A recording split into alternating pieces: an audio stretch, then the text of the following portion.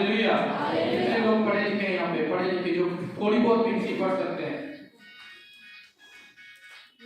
अपना फोन कृपया बंद रखें, कृपया बंद रखें। परमेश्वर की हजूरी सबसे ऊपर है।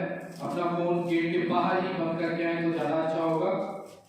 कितनों को पता है कि आज का वचन क्या है? ये यहाँ देखिए, इससे पहले आराधना करने से पहले ग्रुप में डाला गया था आज का वचन क्या है। कितनों को पता है? हाथ खड़ा करें। Very good. जो नहीं, जिनको नहीं पता है वो शनिवार शाम को पूछा करें, जिनके पास फोन है, कि चर्च में कल क्या प्रचार होगा। एक दिन पहले ही बता दिया जाता है। पहले बताने का मतलब यह होता है कि आप उस वचन के अनुसार तैयारी कर सके। क्या कर सके? तैयारी कर सके। तो जितनों ने पढ़ा, जितनों ने देखा, मुझे उम्मीद है आप एक तैयारी के साथ आए। हालेलुया, बोले हालेलुया, हालेलुया। परमेश्वर का धन्यवाद हो। आज हम सीखेंगे यहोशापात की प्रार्थना। किसकी प्रार्थना? यहोशापात की प्रार्थना। इसको सीखने से पहले कुछ बातें मैं आपको बताना चाहूंगा। ये आज हम एक कहानी देख रहे हैं। कहानी का मतलब ये है कि एक ऐसी घटना हुई जिसके अनुसार यदि हम अपना जीवन व्यतीत करें या उसके अनुसार अगर हम अपना जीवन को बिताएं तो परमेश्वर हमें आशीष देगा। तो इसको आगे बढ़ने से पहले हम यहोशापात राजा के बारे में देखेंगे। यहोशापात एक राजा था जो यहूदा में राज्य करता था। वो बहुत अच्छा राजा था, परमेश्वर का आज्ञाओं का पालन करता था। ठीक है, अभी वचन जो शुरू होना है वो 20वें अध्याय से शुरू होना है। लेकिन उससे पहले मैं आपको बताना चाहता हूँ ये वचन किसके बारे में है, वह कैसा था, क्या करता था और किस प्रकार का उसका व्यवहार था। सबसे पहली बात, वह एक अच्छा राजा था। अच्छा राजा का मतलब यह है कि वह परमेश्वर का भय मानता था, यानी वो अपने लोगों से प्रेम तो करता ही था, सबसे पहले परमेश्वर को प्रेम करता था, बहुत अच्छे अच्छे वो काम करता था। दूसरी बात, उसने परमेश्वर की आज्ञाओं का पालन किया। असल में जो यहोशापात की स्टोरी शुरू होती है वो 17वें अध्याय से शुरू होती है। जितने भी भाई बहन यहाँ पे बैठे ध्यान से सुने। जो यहोशापात राजा है जिसकी कहानी असल में दूसरा इतिहास उसके 17वें अध्याय से शुरू होती है और जो हमारा मेन वचन है वो 20वें से है। मेन वचन जो है जो 20वें में से है और 7वें अध्याय में हम उसका देखते हैं कि किस प्रकार का उसका जीवन था, किस प्रकार का लोगों के लिए उसका जीवन था। नंबर 2, उसने परमेश्वर की आज्ञाओं का पालन किया। नंबर 3, उसने झूठी आराधनाओं को खत्म किया। बहुत अच्छा होगा यदि हम 17 अध्याय 3 से 9 वचन पढ़ लें। वहां पे नहीं है, तो अपनी बाइबल में देखें 17 अध्याय उसका 3। यहोवा यहोशापात के संग रहा क्योंकि उसने अपने मूल पुरुष दाऊद की प्राचीन चाल का अनुसरण किया और बाल देवताओं की खोज में ना लगा, वरन अपने पिता के परमेश्वर की खोज में लगा रहता था और उसकी आज्ञाओं पर चलता था और इस्राएल के ये काम नहीं करता था। इस कारण यहोवा ने राज्य को उसके हाथ में दृढ़ किया और सारे यहूदी उसके पास भेंट ले आया करते थे और उसके पास बहुत धन हो गया और उसका वैभव बढ़ गया। यहोवा के मार्गों पर चलते चलते उसका मन मगन हो गया। फिर उसने यहूदा से ऊंचे स्थान और अशेरा नामक मूर्तें दूर की। ये जो छठा वचन है ये तीसरे पॉइंट के बारे में है। उसने झूठी आराधनाओं को खत्म किया, यानी जो परमेश्वर को नहीं मानते थे लोग, वो दूसरी मूर्तों की क्या करते थे? पूजा करते थे। यहाँ पे लिखा है अशेरा नामक मूर्तें दूर की। ये परमेश्वर के डर का एक फल है। यदि हम परमेश्वर के भय को मानेंगे, परमेश्वर के साथ चलेंगे तो हम सिर्फ और सिर्फ परमेश्वर की आराधना करेंगे। और चौथा पॉइंट देखिए, उसने परमेश्वर का वचन सिखाने के लिए सिखाने वालों को भेजा। कैसे भेजा? आगे देखिए, उसने अपने राज्य के तीसरे वर्ष में बेनहेल, ओबद्याह, जकरिया, नतनेल और अलग अलग टीचरों को भेजा कि वो परमेश्वर का वचन सुना सके। ध्यान से देखिए, यहाँ पे एक सीखने वाली बात यह है कि इसने सच में एक अच्छा राजा होने का एक फर्ज निभाया। कैसे? सबसे पहले वो खुद परमेश्वर का भय मानता था, ठीक है, फिर वो चीजें खत्म की कि जिससे परमेश्वर का भय आए, और फिर उसने क्या किया और परमेश्वर के भय को बढ़ाने के लिए आगे लोगों को भेजा। Hallelujah, hallelujah. कितनों को ये बात समझ आई? ये एक राजा था। ये क्या था? अब ये राजा क्या है? देखिए, हम में से कोई राजा है या रानी है किसी राज्य की? नहीं। हम किसी न किसी मोहल्ले में, नुक्कड़ में, कहीं एक छोटे से घर में, बड़े घर में, या किसी डाणी में, या किसी मोहल्ले में हम रहते हैं। कोई राजा तो नहीं है हम।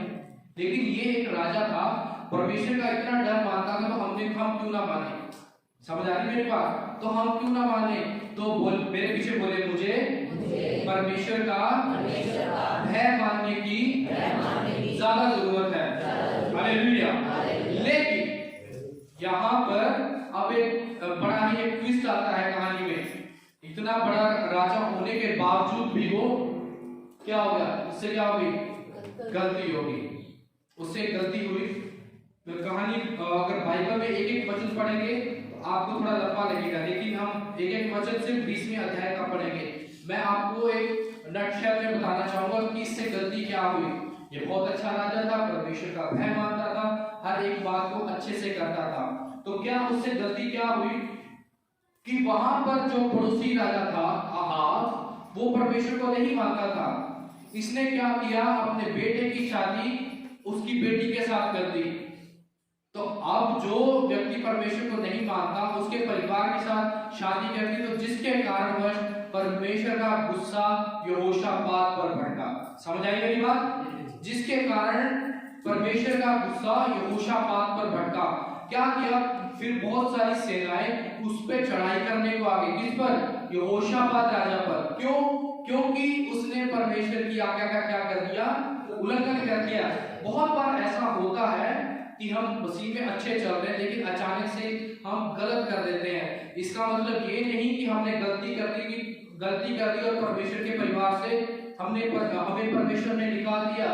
यदि आप ऐसा सोचते हैं तो गलत सोचते हैं। ध्यान दीजिए, यहाँ पर यहोशापात राजा एक अच्छा राजा था, परमेश्वर का डर मानता था, लेकिन उससे गलती होगी। परमेश्वर ने उसे बाहर तो नहीं निकाल दिया, नहीं निकाला, वचन के अनुसार उसे अपने परिवार से उसे ठुकरा नहीं दिया, लेकिन एक सजा के रूप में उस पे बहुत बड़ी एक क्या बोलते हैं अटैक होने वाला था, एक आक्रमण होने वाला था। तो इसलिए इस चीज को आप समझने के लिए अब असल में वचन आता है। अब इन वचनों को हम पढ़ेंगे 20 अध्याय उसके 1 से लेकर 30 वचन। कितने वचन? 30 वचन। आज अच्छा टाइम लगेगा। कितना लगेगा? अच्छा टाइम लगेगा। बहुत सारे सोच के आए होंगे कि बंदी के बाद हमने बाजार भी जाना है, क्योंकि मुझे पता है काफी सारे लोग मंडी आते हैं तो यहाँ पर आते हैं, मार्केट में भी होके जाना है। कोई बात नहीं, मार्केट शाम तक खुली है। अब पहले आराधना करने आए हैं, परमेश्वर का वचन सुने। मैं भाई जगसीर को बोलूंगा कि वो यहाँ पर आए और ऊंची आवाज में इन वचनों को पढ़े। ये यहाँ वाली स्क्रीन पता किन के लिए लगाई है? मैं सच बोल रहा हूँ, वचन मेरे हाथ। यहाँ वाली स्क्रीन सिर्फ आलसियों के लिए लगाई है। जिनके पास बाइबल है वो बाइबल नहीं लेके आते। हालेलुया। ये सिर्फ आलसी लोगों के लिए लगाई है। जिनके पास बाइबल है पर बाइबल नहीं लेके आते।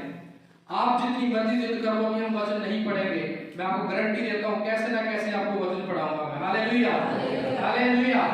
मैं अपना फर्ज पूरा करता रहूंगा। आइए यहाँ पर 20 अध्याय उसका 1 से 30 वचन पढ़ें। एदोम के साथ युद्ध। इसके बाद मोआबियों और अम्मोनियों ने और उनके साथ कई मुनियों ने युद्ध करने के लिए यहोशापात पर चढ़ाई की। तब लोगों ने आकर यहोशापात को बता दिया, ताल के पार से एदोम देश की ओर से एक बड़ी भीड़ तुझ पर चढ़ाई कर रही है, और देख वह हसासोन नतामार तक जो एन गदी भी कहलाता है पहुंच गई है। तब यहोशापात डर गया और यहोवा की खोज में लग गया और पूरे यहूदा में उपवास का प्रचार करवाया। अतः यहूदी यहोवा से सहायता मांगने के लिए इकट्ठा हुए, वरन वे यहूदा के सब नगरों से यहोवा से भेंट करने को आए। तब यहोशापात यहोवा के भवन में नए आंगन के सामने यहूदियों और यरूशलेमियों की मंडली में खड़ा होकर यह कहने लगा, हे हमारे पितरों के परमेश्वर यहोवा, क्या तू स्वर्ग में परमेश्वर नहीं है? और क्या तू जाति जाति के सब राज्यों के ऊपर प्रभुता नहीं करता? और क्या तेरे हाथ में ऐसा बल और पराक्रम नहीं है कि तेरा सामना कोई नहीं कर सकता? हे हमारे परमेश्वर, क्या तूने इस देश के निवासियों को अपनी प्रजा इस्राएल के सामने से निकालकर इन्हें अपने मित्र अब्राहम के वंश को सदा के लिए नहीं दे दिया हे वे इसमें बस गए और इसमें तेरे नाम का एक पवित्र स्थान बनाकर कहा, यदि तलवार जा मरी अथवा अकाल जा और कोई विपत्ति हम पर पड़े तो भी हम इसी भवन के सामने और तेरे सामने, तेरा नाम तो इस भवन में बसा है, खड़े होकर अपने क्लेश के कारण तेरी दुआई देंगे और तू सुनकर बचाएगा। और अब अम्मोनी और मोआबी और सेईर के पहाड़ी देश के लोग जिन पर तूने इस्राएल को मिस्र देश से आते समय चढ़ाई करने न दिया और वे उनकी ओर से मुड़ गए और उनका विनाश किया, देख वे ही लोग तेरे दिए हुए अधिकार के इस देश में से जिसका अधिकार तूने हमें दिया है हमको निकालकर कैसा बदला हमें दे रहे हैं। हे हमारे परमेश्वर, क्या तू उनका न्याय नहीं करेगा? यह जो बड़ी भीड़ हम पर चढ़ाई कर रही है उनके सामने हमारा तो बस नहीं चलता और हमें कुछ सूझता नहीं कि क्या करना चाहिए, परंतु हमारी आंखें तेरी ही ओर लगी हैं। अब यहूदी अपने अपने बाल बच्चों, स्त्रियों और पुत्रों समेत यहोवा के सम्मुख खड़े रहें। तब आसाफ के वंश में से जहजीएल नामक एक लेवीय जो जकरिया का पुत्र और बनाए का पोता और मनताए के पुत्र जईर का परपोता था, उसमें मंडली के बीच यहोवा का आत्मा समाया। तब वह कहने लगा, हे सब यहूदियों, हे यरूशलेम के रहने वालों, हे राजा यहोशापात, तुम सब ध्यान दो। यहोवा तुमसे यो कहता है, तुम इस बड़ी भीड़ से मत डरो और तुम्हारा मन कच्चा ना हो, क्योंकि युद्ध तुम्हारा नहीं परमेश्वर का है। कल उनका सामना करने को जाना।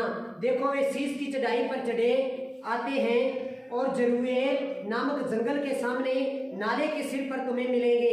इस लड़ाई से तुम्हें लड़ना ना होगा। हे यहूदा और हे यरूशलेम, ठहरे रहना और खड़े रहकर यहोवा की ओर से अपना बचाव देखना, मत डरो और तुम्हारा मन कच्चा ना हो। कल उनका सामना करने को चलना और यहोवा तुम्हारे साथ रहेगा। तब यहोशापात भूमि की ओर मुंह करके झुका और सब यहूदियों यरूशलेम के निवासियों ने यहोवा के सामने गिरकर यहोवा को दंडवत किया।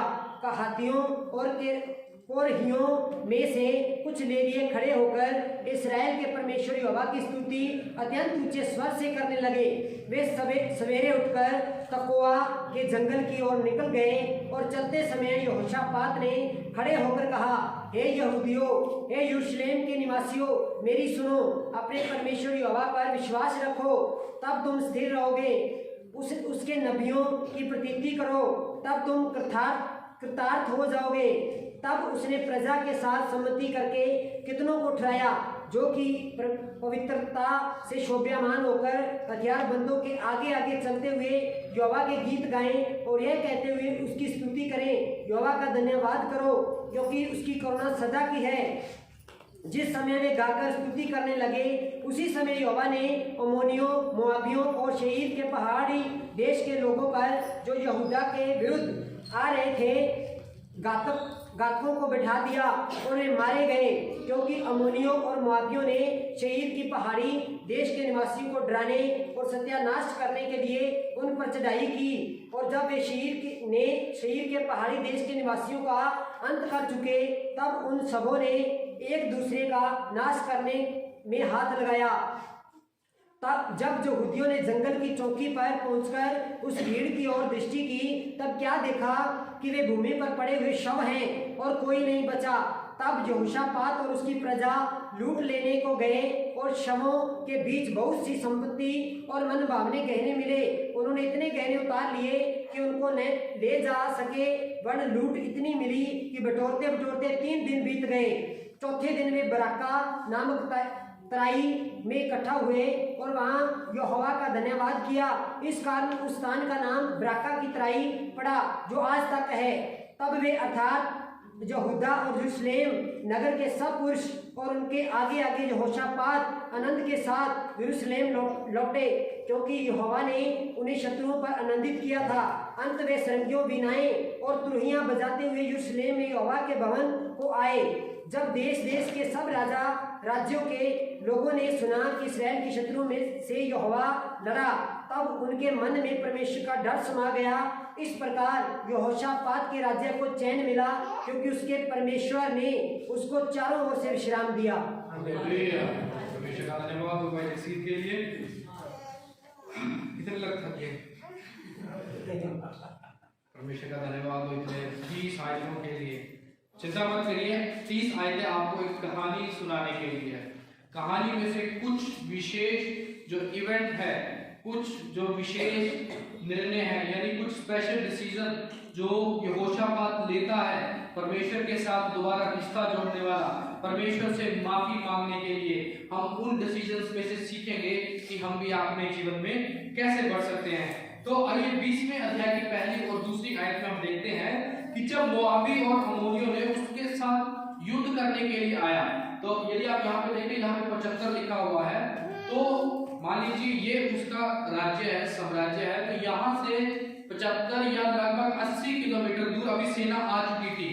तो किसी ने उसको आके बताया कि यहाँ पर वो पहुंच चुके हैं, लगभग यहाँ पे वो पहुंच चुके हैं, अब अपना देख, यानी वो चढ़ाई कर रहे हैं। वचन में देखिए, यहोशापात पर चढ़ाई की। चढ़ाई का मतलब उस समय में ये नहीं होता था कि डायरेक्ट किले में घुस के उसको चढ़ाई मतलब उसके साम्राज्य में जब उसकी बॉर्डर में एंट्री कर रहे तो वो ऑटोमेटिकली इसको चढ़ाई ही माना जाता था। मतलब एक राजा के राज्य में प्रवेश कोई दूसरा राजा कर जाए तो उसके ऊपर चढ़ाई को ही माना जाता था कि हाँ अभी कोई दूसरा राजा उस पर आक्रमण करने को आ रहा है।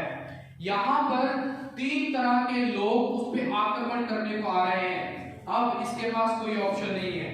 अब ध्यान दीजिए अगली बात, तीसरे और चौथे वचन में हम देखते हैं, तब यहोशापात क्या हो गया, डर गया और यहोवा की खोज में लग गया। किसकी खोज में? यहोवा की खोज में।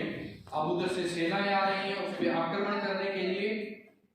ये परमेश्वर के साथ उसका रिश्ता अच्छा है, ठीक है, लेकिन यहाँ पे यहोशापात डर जाता है और फिर आगे क्या करता है वो यहोवा की खोज में लग गया। यहोवा की खोज में लग गया।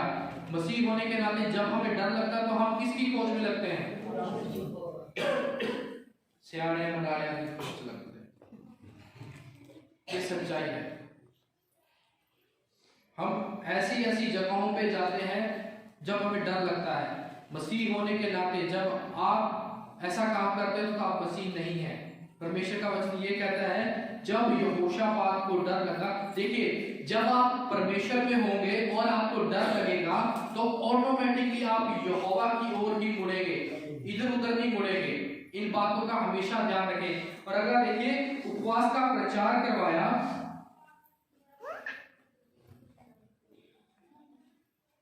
अतः यहूदी यहोवा से सहायता मांगने के लिए इकट्ठा हुए।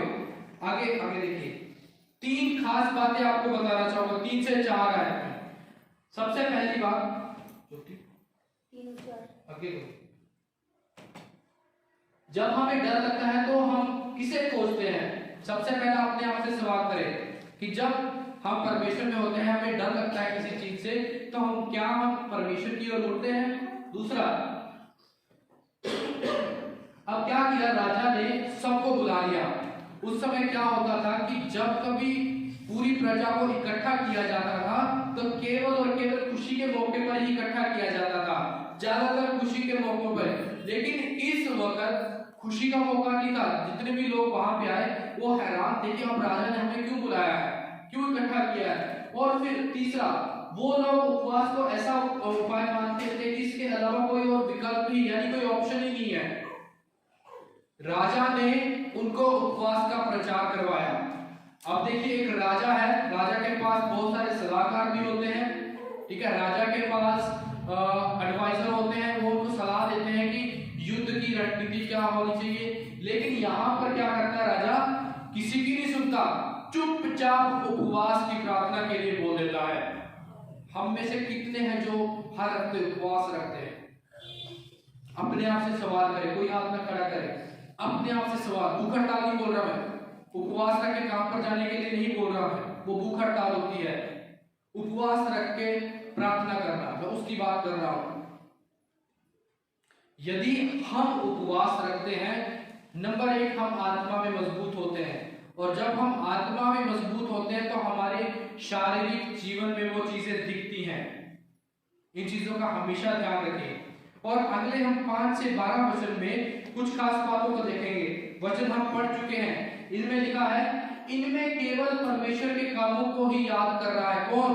यहोशापात। यहोशापात केवल परमेश्वर के कामों को ही याद कर रहा है। किस तरह से परमेश्वर ने उसके पूर्वजों की सहायता की, किस प्रकार से परमेश्वर ने उसके बाप दादाओं की सहायता की।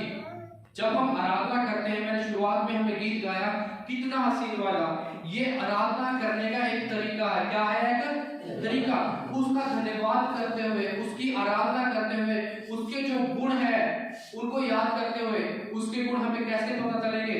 नंबर 1 वचन पढ़ने से, नंबर 2 वचन सुनने से, और नंबर 3 संगति करने से। हालेलुया। और उसके बाद है कि इसमें वह पूर्ण समर्पण को दर्शा रहा है। पूर्ण समर्पण मतलब सब कुछ, अपना जो जीवन है उसने उस पर निर्भर कर दिया, परमेश्वर पर। और अगला वचन, हम 9वां वचन को जरा ध्यान से पढ़ेंगे। यदि तलवार या मरी अथवा अकाल और कोई विपत्ति हम पर पड़े, तो भी हम इसी भवन के सामने और तेरे सामने खड़े होकर अपने क्लेश के कारण तेरी दुहाई देंगे और तू सुनकर बचाएगा। हालेलुया। ध्यान दे, आप मसीह में हैं। बाइबल में कहीं नहीं लिखा कि आपके जीवन में कोई संकट नहीं आएगा, कोई परेशानी नहीं आएगी। यहाँ पर बाइबल के अनुसार ध्यान से देखें, यदि तलवार या मरी कुछ भी हो रहे, इससे बड़ी हमारे पास अभी तक कोई चीज नहीं आई। ये परमेश्वर का धन्यवाद हो, मरी या अकाल हमारे पास नहीं आया अभी तक, तो हमें एक्सपीरियंस भी नहीं है। पर हम क्या करते हैं, छोटी मोटी चीज आ जाती है, उससे डर जाते हैं, हम उसी से चर्च आना छोड़ देते हैं। कभी आज यहाँ प्रार्थना करें, कल दूसरे चर्च में जाके नहीं। हम बहुत बार नए नियम में देखते हैं, एक जगह पर दूसरे पत्रस की पत्री में लिखा है कि तुम मसीह में बने रहो और वर्तमान रहो। क्या रहो? मतलब वहीं टिके रहो। आप जहां पे आराधना कर रहे हैं, आप जिस परमेश्वर के पास आ रहे हैं, वहीं बने रहो। वो और यहाँ पे देखिए, खड़े होकर अपने क्लेश के कारण दुहाई देंगे और तू सुनकर बचाएगा। ये उनका विश्वास है। क्या आपका विश्वास है ऐसा? क्या हमारा विश्वास है ऐसा कि प्रभु मैं तेरे से प्रार्थना करता रहूंगा और तू सुनकर बचाएगा? हालेलुया। बोले आज से मेरा विश्वास भी ऐसा होगा कि मैं लगातार प्रार्थना करता रहूंगा। हालेलुया। आगे बढ़ते हैं, 13वां वचन में हम खास बात को देखेंगे। सब यहूदी अपने अपने बाल बच्चों, स्त्रियों और पुत्रों समेत यहोवा के सम्मुख खड़े रहे। ये क्या लिखा है? अपने बाल बच्चों, स्त्रियों, पुत्रों। पिछले 3-4 हफ्तों से, पिछले 5 हफ्तों से मैं लगातार परिवार के ऊपर जोर दे रहा हूँ। किस पे जोर दे रहा हूँ? परिवार का आना बहुत जरूरी है। एक लाइन है, ध्यान से पढ़िए। आप में से कोई ऊंची आवाज में पढ़ो, क्या लिखा है? कोई है? जब पहाड़ संकट पूरे परिवार पर हो, तो पूरा परिवार मिलकर प्रार्थना करे। क्या समझ आया? अभी संकट किस पे था? पूरे के पूरे राज्य पर था। और प्रार्थना कौन कर रहा? अकेला राजा प्रार्थना कर रहा है? नहीं। अकेला राजा ने उपवास रखता है? नहीं। यहाँ पर ध्यान देखिए, यहूदी अपने अपने बाल बच्चों, स्त्रियों और पुत्रों समेत यहोवा के सम्मुख खड़े रहे, यहोवा के बाट जोते रहे। जब पूरे परिवार पर समस्या हो तो पूरा का पूरा परिवार आराधना में आए, पूरा का पूरा परिवार प्रार्थना करे। पूरा का पूरा परिवार, ये वचन कह रहा है। किसी एक व्यक्ति का कॉन्ट्रैक्ट नहीं होता। समस्या पूरे परिवार का और 1 और 2 जने परिवार में है। क्यों? परमेश्वर के वचन के अनुसार ध्यान से देखिए, कुछ चीजों से आजादी पाने के लिए हमें एकता में रहना पड़ता है। पहले पारिवारिक एकता में, ठीक है। शैतान हमें परेशान करने के लिए परिवार के एक मेंबर को तंग करता है, पूरा परिवार परेशान होता है। लेकिन जब वो पूरा परिवार मिलकर खुदा की आराधना करेगा तो परमेश्वर खुश होता है। हालेलुया। तो इसलिए ये कोशिश करें जितना भी हो सके। मैं आगे, मेरा हमेशा ये टारगेट है, जितने भी आगे जिंदगी में वचन सुनाऊंगा, मैं परिवार को जरूर आगे रखूंगा कि परिवार मिलकर प्रार्थना करे। परिवार पे कर्जा है तो परिवार मिलकर प्रार्थना करे। हालेलुया।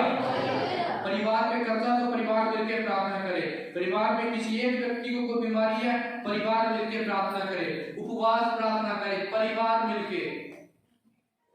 ये परमेश्वर का वचन कह रहा है। Hallelujah, hallelujah. वचन 14 और 17 में हम देखेंगे कि असाफ के वंश में यहिजकेल नामक एक लेवी जो जकरिया का पुत्र और बनिया का पोता, बनिया के पुत्र येर का परपोता था, उसमें मंडली के बीच यहोवा का आत्मा समाया और तब कहने लगा। ध्यान दीजिए, यहाँ पर एक व्यक्ति खड़ा होता है, उसके अंदर यहोवा का आत्मा समाया और कहने लगा। वचन 14 और 17 में एक खास बात ध्यान देना, बिना प्रार्थना के जीवन के पवित्र आत्मा कभी भी बात नहीं करता। अगर आपका प्रार्थना का जीवन नहीं है और आप सोचते हैं कि परमेश्वर ने मुझे ऐसा कहा है, तो वो कुछ और है, पवित्र आत्मा नहीं है। आगे बढ़ेंगे, 15वां वचन हम खास देखेंगे। तब वह कहने लगा, हे सब यहूदियों, यरूशलेम के रहने वालों, हे राजा यहोशापात, तुम सब ध्यान दो। यहाँ पर 3 प्रकार के लोग हैं, यहूदी लोग हैं, यरूशलेम के लोग हैं और राजा यहोशापात है। इन तीनों प्रकार के लोगों को क्या कह रहा है? तुम ध्यान दो, तुम इस बड़ी भीड़ से मत डरो जो आक्रमण करने आ रही है। कौन सी भीड़ से? जो आक्रमण करने आ रही है, उस भीड़ से मत डरो और तुम्हारा मन कच्चा ना हो, क्योंकि युद्ध तुम्हारा नहीं परमेश्वर का है। हालेलुया। हमारा जीवन का युद्ध हमारा नहीं है, परमेश्वर का है। बहुत बार हम गलती ये करते हैं कि उस युद्ध को हम लड़ने की कोशिश करते हैं। ये गलती कभी भी ना करें। अगर युद्ध परमेश्वर का है, शैतान से लड़ने का काम परमेश्वर का है, तो एक बात ध्यान रखें, खुद आगे ना हो।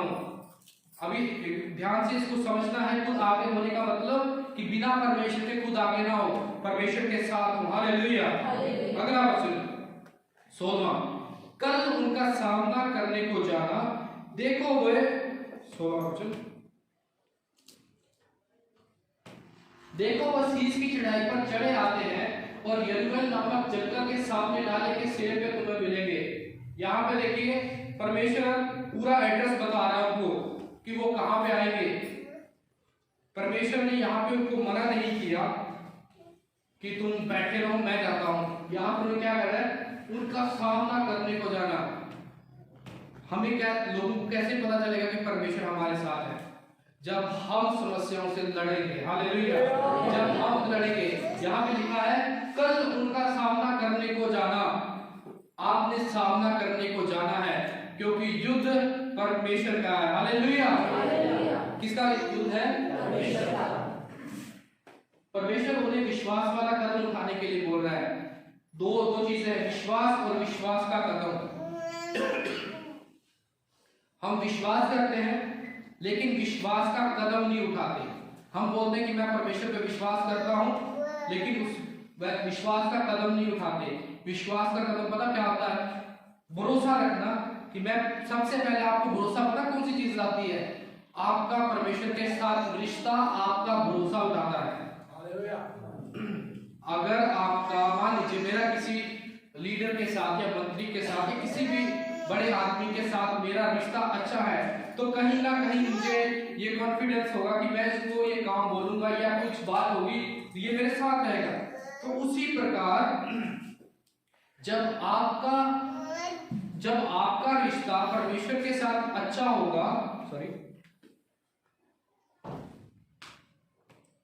जब आपका रिश्ता परमेश्वर के साथ अच्छा होगा कि हाँ मैं परमेश्वर की आराधना करता हूँ, परमेश्वर के भवन में जाता हूँ, परमेश्वर के वचन को सुनता हूँ, तो ऑटोमेटिकली आपका भरोसा होगा। हालेलुया। ठीक है, आप उससे प्रार्थना करेंगे तभी भरोसा होगा। बिना प्रार्थना के, बिना संगति के भरोसा हो ही नहीं सकता। हालेलुया। और जब हमें भरोसा, विश्वास होगा, तभी ये अगले वाला स्टेप हम उठा पाएंगे, विश्वास का कदम। हालेलुया। अगला ध्यान दीजिए, 17वां वचन, नेक्स्ट। इस लड़ाई में तुम्हें लड़ना ना होगा। लड़ाई में जाना है लेकिन लड़ना नहीं है। हालेलुया। वचन क्या कह रहा है? इस लड़ाई में तुम्हें लड़ना ना होगा। हे यहूदा और हे यरूशलेम, ठहरे रहना, खड़े रहकर यहोवा की ओर से अपना बचाव देखना। यहोवा की ओर से अपना बचाव देखना। युद्ध में जाना है, परमेश्वर पे भरोसा रखना है और वहां पे खड़े होना और परमेश्वर के काम को देखना। प्रार्थना करनी है, बीमारी से लड़ना है और चंगाई को देखना। हालेलुया। कर्जे के लिए प्रार्थना करने हैं और देखना परमेश्वर कैसे आपके कर्जे को उतारेगा। हालेलुया। आपने स्टेप उठाना है, परमेश्वर आपको बुद्धि देगा, परमेश्वर आपको हौसला देगा। जब आप परमेश्वर का भय मानेंगे, परमेश्वर के रास्ते पे चलेंगे और परमेश्वर की बातों को मानेंगे। आगे 18वां वचन बड़ा खास वचन है।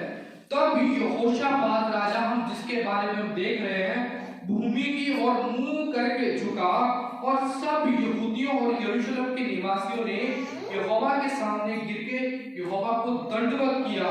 कहातियों और कोराहियों में से कुछ लेविय खड़े होकर इज़राइल के परमेश्वर यहोवा की स्तुति अत्यंत ऊंचे स्वर से करने लगे। कैसे करने लगे? अत्यंत ऊंचे स्वर से। यहाँ पे देखिए, यहोशापात राजा है, भूमि पर गिर गया। उसे कोई परवाह नहीं है कि मेरी प्रजा मुझे देखकर क्या कहेगी, मेरी प्रजा मैं राजा हूँ, मेरी प्रजा मुझे देख के बोलेगा। ये भूमि पे गिर गया। उसने इस चीज की परवाह नहीं की, सिर्फ परमेश्वर का आदर करते हुए वो भूमि पे गिर गया। परमेश्वर के वचन में लिखा, यदि कोई बड़ा होना चाहे पहले सेवक बने, पहले नम्र करे, पहले दीन हो। यहाँ पे राजा ने अपने आप को लोगों के सामने छोटा किया है, लेकिन सबसे पहले परमेश्वर के सामने छोटा किया। हालेलुया। पहले खुद उदाहरण बनो, परमेश्वर आपको ऊंचा उठाएगा। फिर 19वीं आयत, परमेश्वर यहोवा की स्तुति अत्यंत ऊंचे स्वर से की। बहुत बार हम सोचते हैं कि आराधना में हमारे पास माइक नहीं है, हम गा नहीं पाएंगे। ध्यान दीजिए, आपकी आराधना परमेश्वर को सुनाई दे। आपका मुंह खोले इसलिए कि आपने परमेश्वर की आराधना करनी है। हालेलुया। समझ आ रही मेरी बात? इसलिए जब भी आराधना करें, ऐसे आराधना करें कि मैं परमेश्वर की आराधना कर रहा हूं और परमेश्वर मेरी आराधना को सुन रहा है। जब हम विश्वास से आराधना करते हैं और वही आराधना फल आती है। ध्यान दीजिए, बहुत बार जरूरत होती है कि स्टेज से खड़ा होकर आपको कोई मोटिवेट करे कि परमेश्वर की आराधना करनी है, लेकिन मोटिवेशन वो तब तक काम नहीं करता जब तक आप उसको रिसीव नहीं करते हो। हालेलुया। आपको उसको रिसीव करके उसके अनुसार एक्ट करने की जरूरत है, उसके अनुसार कार्य करने की जरूरत है। हालेलुया। और 20वां, वे सवेरे उठकर तकोया के जंगल की ओर निकल गए और चलते समय यहोशापात ने खड़े होकर कहा, हे यहूदियों, हे यरूशलेम के निवासियों, मेरी सुनो, अपने परमेश्वर यहोवा पर विश्वास रखो, तुम स्थिर रहोगे, उसके नबियों की प्रतीति करो। क्या लिखा है? तब तुम कृतार्थ हो जाओगे, मतलब प्रॉस्पर, तब तुम आशीषित होगे। यहाँ पे 3 बातें हैं। परमेश्वर यहोवा पर विश्वास रखो, उस पर स्थिर रहो और उसके पास वालों की बात को मानो। ये वचन कह रहा है, मैं नहीं कह रहा। ध्यान दीजिए, आपको ये चीज का बहुत ही अच्छे से ज्ञान होना चाहिए कि आपका जो पासवान है वो एक प्रभु की परमेश्वर की ओर से ठहराया गया है और वो वचन में से बताए, जितना हो सके वचन में से बताए, अपनी बातें ना बताए। फिर जब आपको ये श्योर हो जाएगा प्रार्थना के द्वारा वो वचन में से बताता है, तब उस वचन को माने, उस वचन पर टिके रहें और फिर आप क्या होंगे? कृतार्थ मतलब आप आशीषित होंगे। कैसे? परमेश्वर का भय मानने से, परमेश्वर के साथ बने रहने के लिए। और 21वां वचन, तब उसने प्रजा के साथ सम्मति करके कितनों को ठहराया कि जो कि पवित्रता से शोभायमान होकर हथियार बंदों के आगे आगे चलते रहे। यहाँ पे ध्यान दीजिए, युद्ध करने के लिए क्या चाहिए? हमें हथियार चाहिए, लेकिन जिनके पास हथियार है वो पीछे हैं, आराधना करने वाले आगे हैं। ध्यान से पढ़िए, शोभायमान होकर हथियार बंदों के आगे आगे चलते हुए, यानी यहाँ पे हथियार की नहीं काम आ रहे। हालेलुया। यहाँ पे क्या काम आ रही है? यहोवा के गीत गाए। हथियार बंदों के आगे आगे चलते हुए यहोवा के गीत गाए, मतलब हथियारों को भी परमेश्वर की आराधना की जरूरत पड़ गई। हालेलुया। यहाँ पे ध्यान से देखिए, और यहाँ कहते हुए उसकी स्तुति करी, यहोवा का धन्यवाद हो क्योंकि उसकी करुणा सदा की है। हालेलुया। सदा की का मतलब क्या है? सदा की का मतलब यह है शुरू से लेकर अंत तक। उसकी करुणा, उसकी दया हमेशा रहती है। गलती हम करते हैं उससे दूर होके। हालेलुया। गलती हम करते हैं वो कभी भी नहीं करता, क्योंकि उसकी करुणा क्या है? सदा की। उसकी करुणा यहाँ पे है तो है, हमारा फर्ज है कि हमने उस करुणा के नीचे, उस ग्रेस के नीचे आना है। आखिरी के 2 खास वचन, यह युद्ध आराधना से शुरू होकर और आराधना के द्वारा ही जीता गया। हालेलुया। किससे शुरू हुआ था? याद है जब उसने उपवास प्रचार किया, ठीक है, परमेश्वर के वायदों को याद किया और वो युद्ध जीत गया। और एंड कैसे हुआ? आराधना के साथ। भले ही वह राजा था, फिर भी उसे परमेश्वर की जरूरत थी। हालेलुया। बोलिए, मुझे परमेश्वर की जरूरत है, मुझे परमेश्वर की जरूरत है। हर एक व्यक्ति को परमेश्वर की जरूरत है। कोई ऐसा ना समझे कि मेरे पास पढ़ाई है, डिग्री है या शारीरिक ताकत है। नहीं, ये राजा था, इसके पास हर एक चीज थी, बुद्धि थी, एडवाइजर थे, ठीक है, बड़ा साम्राज्य था, लोग थे, फिर भी इसे परमेश्वर की जरूरत थी। हमें भी परमेश्वर की जरूरत है। कभी भी अपने दिमाग को इतना ना दौड़ाएं कि आपका दिमाग थक जाए और काम करना बंद कर जाए। अपने दिमाग को ठंडा करें, उसको परमेश्वर की ग्रेस के नीचे लेके जाएं। परमेश्वर आपको बुद्धि देगा। जब हम उसकी ग्रेस, उसकी करुणा के नीचे जाएंगे, उसका डर हमारे जीवन में आएगा, और जब उसका डर हमारे जीवन में आएगा तो उसकी बुद्धि हमारे जीवन में आएगी। फिर जब हम उस बुद्धि के अनुसार काम करेंगे तो आशीष स्वर्ग से होंगे। हालेलुया। 28वां वचन, अतः वे सारंगियां, वीणा, तुरियां बजाते हुए यरूशलेम में यहोवा के भवन को आए। जब देश देश के सब राज्यों के लोगों ने सुना कि इज़राइल के शत्रुओं से यहोवा लड़ा, तब उनके मन में परमेश्वर का डर समा गया। कौन लड़ा? जब परमेश्वर आपके जीवन में काम करे तो तब गवाही ये देनी है कि परमेश्वर ने किया। हालेलुया। अपनी महिमा नहीं करनी है। अगर परमेश्वर ने आपको कहीं अच्छी जगह पहुंचा दिया तो उसका क्रेडिट परमेश्वर को देना है। यहाँ पर यहोवा लड़ा, यानी वो गवाही जा रही है। किसने उनको जीत दिलाई? परमेश्वर ने। जब हम परमेश्वर की गवाही देंगे तो लोगों के मन में डर आएगा, और जब लोगों के मन में डर आएगा तो वो अपने पापों से मन फिराकर परमेश्वर की ओर बढ़ेंगे। हालेलुया। आखिरी वचन, इस प्रकार यहोशापात के राज्य को चैन मिला क्योंकि उसके परमेश्वर ने, उसका परमेश्वर हमारा परमेश्वर है, हालेलुया, उसको चारों ओर से विश्राम दिया। हालेलुया। कहां से दिया? चारों ओर से शांति दी। वही चारों ओर से शांति देने वाला आज परमेश्वर आपके पास है। हालेलुया। आपको चारों ओर से शांति देने के लिए तैयार है, लेकिन आपने करना क्या है? आपने उसकी ओर बढ़ना है। हालेलुया। भाई, हम कुछ खास बातों को देखेंगे। सबसे पहले बात, परमेश्वर का भय और परमेश्वर की खोज। हालेलुया। राजा ने क्या किया? जब उसको पता लगा कि सेनाएं आक्रमण कर रही हैं, तो उसने क्या किया? परमेश्वर की खोज की, फिर उसने आराधना की, फिर उसने उपवास प्रार्थना के साथ आराधना की। आप चाहते हैं कि आपके परिवार की जंग जीती जाए तो उपवास प्रार्थना जरूरी है। परिवार पे कर्जा है तो परिवार मिलकर प्रार्थना करे। हालेलुया। परमेश्वर पर विश्वास और विश्वास का कदम, विश्वास और विश्वास का कदम उठाना जरूरी है। परमेश्वर के साथ रिश्ता होगा तभी हमें विश्वास होगा। ओनली देन, फिर ही हम विश्वास का कदम उठा सकते हैं। और ठहरे रहना जब तक पूरी तरह जीत ना मिले। हालेलुया। क्या रहना है? ठहरे रहना, देखते रहना कि परमेश्वर काम कर रहा है। लगातार प्रार्थना में लगे रहो। ऐसा नहीं हो सकता कि किसी भी प्रार्थना का उत्तर ना आए। उत्तर आता है, हर एक प्रार्थना का उत्तर आता है, लेकिन डटे रहना है, आराधना करना ऊंचे स्वर से। क्या लिखा है?